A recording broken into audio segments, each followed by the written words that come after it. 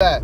Now the problem is, everybody coaches bending your knees. Well, how do you bend your knees and not lose contact with the ground? One of our other fundamentals is making sure that our foot is rooted to the ground. And when you've got your knees forward, okay, instead of out, like the gator leg, okay, what happens is as you roll over that foot, your heel comes off the ground and you start slipping, okay?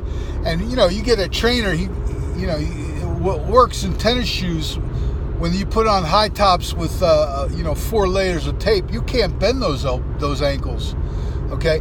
So hip abduction or seated hip abduction means knees out, okay? And I already know that Louis Simmons, who's the great weightlifting coach, will tell you that hip abduction, seated hip abduction, puts your legs in a much better mechanical advantage position. Takes a lot of pressure off your knees, puts it on your glutes, puts your glutes in a good position, takes pressure off your back. Okay, and that was the original idea of the big tree. Okay, I didn't know all these technical terms at that time, but that was the thought process. Okay, knees out, toes out, and that is along with the bent knee is the gator leg. Okay, and if you have 2 gator legs, you're going to build a square with the bottom of your legs. And your shins will be the side of the square, and your thighs will be the top, and the bottom, of course, is the floor. But that knees out position will ensure better contact with the ground, with your foot. The knee bent position will shorten the load arm and make the glute more efficient. Okay, and of course we want the glute to do all the work because the glute's the strongest muscle. If you insert a weak muscle into that kinetic chain, the glute will overcome it and it'll straighten your legs out. Okay, the hardest thing for kids to do, to get in their head, is to play with that knees out position.